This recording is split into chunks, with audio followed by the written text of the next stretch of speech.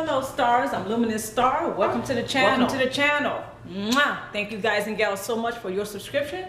Thank you for motivating me and inspiring me to keep this channel active. Khalil the lion, a man of many faces. He stalks his quarry with stealth and cunning.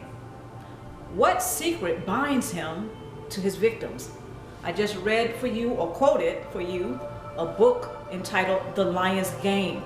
Please check the description box below for further details. What do you think your narcissist's worst nightmare is? You probably won't believe what it actually is.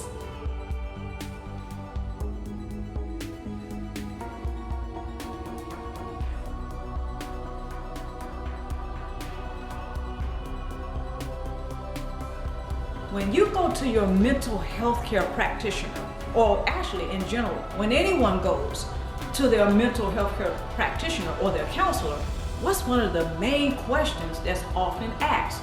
How did that make you feel? You notice how a lot of counselors don't ask you, what do you think about what happened? They often ask you how it made you feel. They also don't tend to ask you, how did that person make you feel? They tend to ask you, how did that make you feel? There's a reason for that. See, mental health is designed to help you balance your mind. Not only that, it helps you to manage your thought patterns. Notice I said thought patterns, because see, thought patterns precede how you feel or what emotions you feel.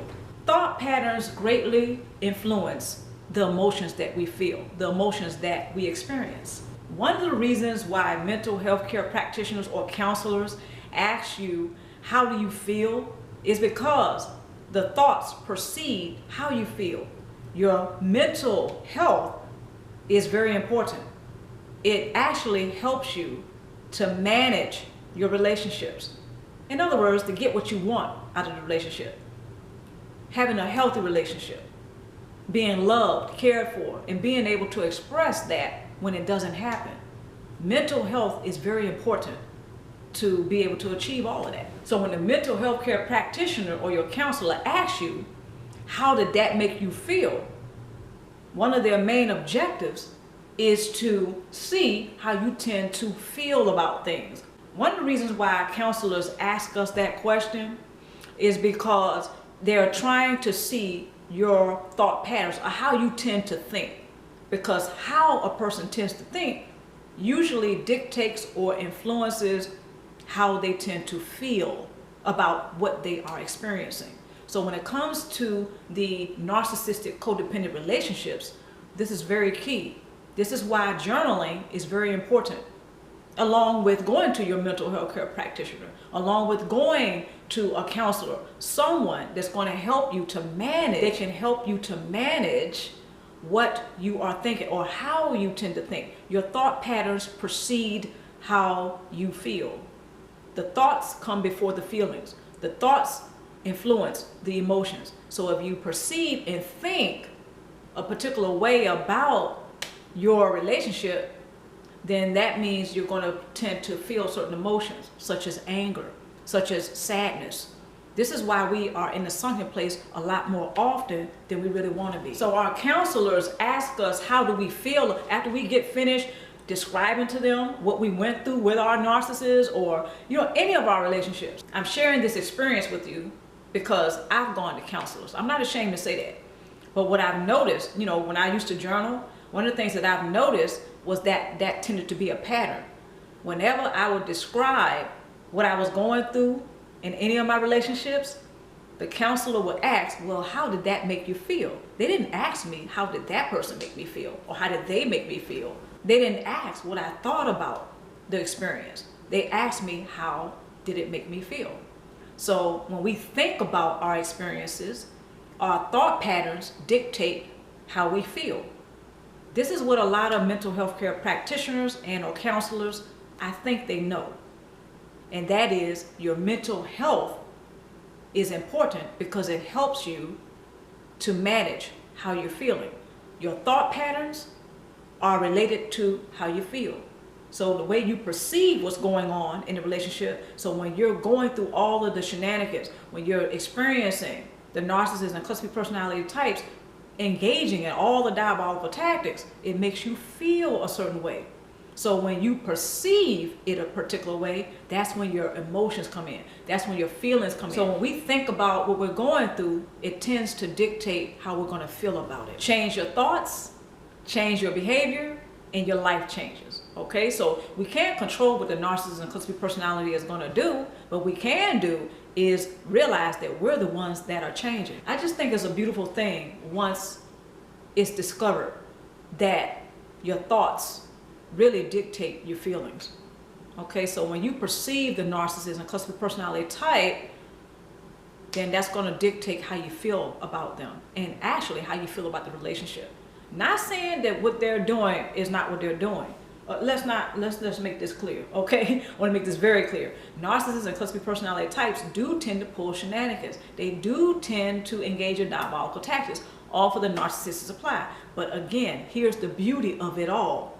When you control your thought patterns, that's how you're going to have control over your emotions. That's emotional discipline. And that is how you checkmate. Now, this is not about beating the narcissists at their own game. I don't want to, misconstrue that. What I'm really saying in this video is that once you find out, once you discover that it is all in the perspective, it's all in the perception. I know some of you have heard of that saying, it's all in the perspective, it's all in the perception, because it is. The thoughts come before the emotions. The emotions never come before the thoughts. Okay, so we got to think about what's going on in the relationship. We got to think about what the narcissist is doing. We got to think about what we're experiencing in the relationship before we actually feel something about it. This is often why narcissists and cluster B personality types like to go into an argument.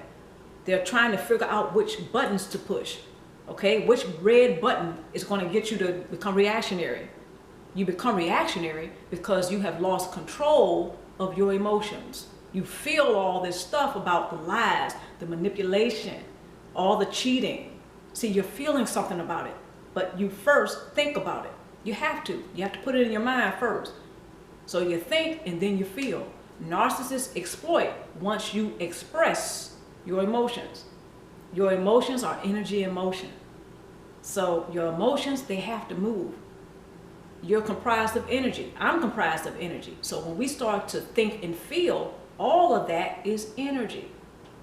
So narcissists and cluster B personality types, they often record how you feel, just like your counselor records how you feel. When they ask you that question, how did that make you feel?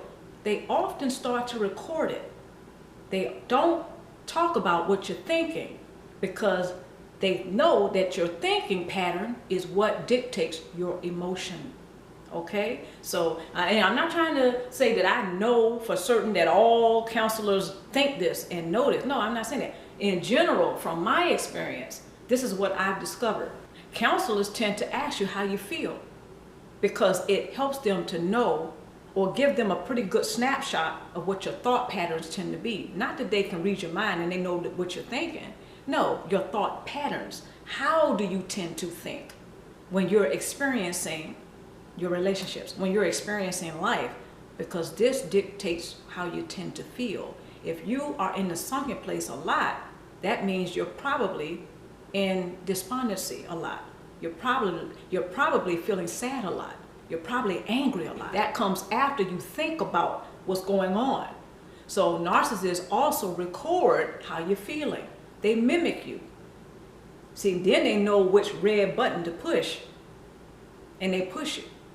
As soon as you become reactionary, oh, they're like, oh, so I said this, and I'm going to record it. Narcissists will file it away in their mental that you tend to become reactionary when they say this or that, or when they do this or that. They record it, just like your counselor records how you feel when you experience certain things in life. So I want to point out to all of you what the similarities are between counselors in general and your cluster B personality type or your narcissist. And that is, they will record how you feel when you are experiencing what you experience in your relationships. Now, this is also why sometimes when you suggest to your narcissist to go to a counselor like what you're doing, they tend to run stealth or under the radar. This is why the narcissist tends to go stealth, or they go up under the radar when it comes to counselors or the mental health care industry, because they can manipulate the mind like nobody else. See, their issue is emotional. Your issue is mental. Now, I'm not meaning to make it sound like, I'm not trying to call anybody out and saying you're crazy and all that. No, here's my point. When you are trying to make sense out of the crazy making, when you and I try to make sense out of what doesn't, that can make us feel like we're in a twilight zone. That can make us feel like we're slipping a little bit mentally, okay? Because it is crazy. See, with the narcissist and cluster B personality type, they tend to not emotionally regulate. So if you and your narcissist go to a mental healthcare practitioner, that means that the person who goes to a mental healthcare practitioner, they're already strong here. So they know how to manipulate here. Often why they become histrionic is still mental. That's why it feels phony when they try to be emotional. You don't have a problem with being emotional. You know how to emotionally regulate. You tend to feel joy, gratitude, and love. Whereas your narcissist, that's where they fail. They don't know how to emotionally regulate. So they go here. So they know how to manipulate from here. They know how to go out into the world and use this to make money, to get material things. Not saying that you don't, but here's the difference here. This is why when you go to a counselor, which is, that's great if that's a part of your support base, but please understand, when you try to get your narcissist to do that, it often fails because their chief issue is emotional, is not mental. See, y'all are on the opposite sides of the same spectrum. So narcissists and cluster B personality types, they usually are in here. When the rest of us, we come from here. We're real, we're authentic. Cluster B personality types, some cluster B personality types and narcissists, they tend to come from here. So they will often function out of fear. They're not authentic. So when you know how to balance what you think with what you feel, that's a game changer. That's checkmate. See, the narcissist and cluster B personality type, they don't know what to do with that. They can't eat from that. But as soon as you become reactionary, that means you're not emotionally disciplined. This doesn't mean you're a bad person. You're feeling sad, you're feeling angry. You got to express what you have experienced or what you're experiencing. See, the narcissist, like your counselor, records when you feel, not when you think. See, the objective is to help you to learn how to, this is a good thing, it is to help you to learn how to manage your emotions, to manage your mentality. That's what mental health care is all about. And I know a lot of you know this. This is why some cluster B personality types and narcissists, they tend to manipulate some counselors, and they are successful, unfortunately. However, this does not always work. But I want you to understand that this is where they often come from. They often come from the mental because they don't know how to emotionally regulate. So when you're going to your counselor for mental health care, that's great. But here's the thing, it doesn't tend to work on your narcissist because they already are strong mentally. See, I'm not saying that they don't have any mental illness or imbalances. What I'm saying is that's not their weakest point. Okay, that's not their weakest suit. Their strongest suit tends to be mental. Okay, so, their weakest link or their weakest suit tends to be their emotional state. Their emotional IQs are pretty low. So they're not going to be able to emotionally manipulate your counselor or to manipulate counselors or mental health care practitioners in general. They're not going to be able to do that. They can do that with you though. Once the cortisol, which is a stress hormone, hits a particular part of our brain, that means the amygdala is going to be overly stimulated. And at the same time, the hippocampus becomes altered. or it deteriorates. Please do your research on cortisol and how it affects the function of the brain. So when we try to make sense out of all this crazy making, because a narcissist tends to come from here, when we see their strongest suit is here, and our strongest suit is here, the heart. All right, and that's not bad. It's not bad when you know how to feel, you know how to have relationships with people, you know how to treat people well. That's a good thing. Celebrate that. However, narcissists and some cluster B personality types, they have a hard time with that. So they tend to come from here, you know, when they deal with everybody. Okay, there's nothing wrong with being smart. There's nothing wrong with having some intelligence. There's nothing wrong with sharing information. That's a great thing. But when it comes to narcissists and some cluster B personality types, they don't want the connection. That's the difference. So they have to come from here. All right, and they are functioning from fear. This is also, again, why they tend to go stealth and they go up under the radar when it comes to mental health care practitioners. You tend to wear your heart on your sleeve, and the other person can exploit your good character. They can exploit all the wonderful things about you. When you express your emotions, they exploit. So of course, we want to keep on going to our mental health care practitioners. If that is a part of your support base, that's wonderful. If it works, keep doing that, because mental health is important. Emotional health is important. Okay, so mental health care practitioners tend to not be able to really help certain cluster B personality types for those reasons alone, because they tend to come from the mental. They emotionally do not know how to regulate.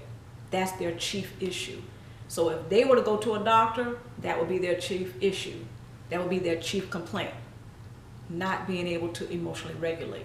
They lack empathy. So when you going through all what you're going through emotionally, that's why they don't tend to be with you. That's why they don't tend to connect with you. That's why they tend to not have any empathy or sympathy for you. They can't seem to relate. There's a lack of resonance.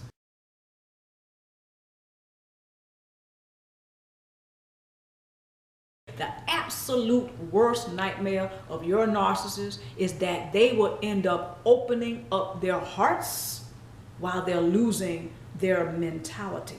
Okay, so they're slowly losing their minds, but their hearts are opening and they're actually feeling and acting like a human being for once. While that's happening, you tend to close your heart to them. Okay, it's not that you become heartless and you become a narcissist. No, no, no. You figure out what their demons are. That's their worst nightmare, is that you see their demons and that you see certain things about him or her. And you find out that whenever you express emotions, they exploit. In other words, they cannot connect with you. So their worst nightmare is that you begin to close your heart to them because you begin to critically think about what's actually going on in the relationship. And again, at the same time, they tend to open their hearts and they're slowly losing their minds. So they are no longer able to pull shenanigans. They're no longer able to manipulate to get what they want, to get the narcissistic supply. That's their worst nightmare. And a lot of us are missing this. So once you realize that giving your heart to them is not wise, it may not even be the smartest thing to do, and it's not healthy, because they exploit. As soon as you express, they exploit. Just like your counselor that records how you feel, narcissists and cluster B personality types, they make a mental file of how you feel. So they know that's a red button that they can push to continue to get supply from you, because you become reactionary. Once you learn how to emotionally discipline yourself, right, it's a game changer, because that's reflective of your having control. Again, thoughts precede emotions. Emotions never precede thoughts. And some people may debate that, but yes, the thoughts tend to precede the emotions. So once you get that, again, it's a game changer for you, and it's game over for your narcissist, because now that's reflective of your having control. And when you have control, they lose control, because that means that they have lost supply. And that's a sign that their nightmare is coming true as far as you're concerned, because now you're critically thinking about what's going on in the relationship instead of becoming reactionary. So you're closing your heart to them while still being a loving person. But whereas when it pertains to them, you close your heart and you critically think about what's going on, and then you can emotionally, be more disciplined, because you know how to emotionally regulate. But if you're not careful and you start trying to figure out the crazy making as it's going on, that's when mental and emotional imbalance can take place.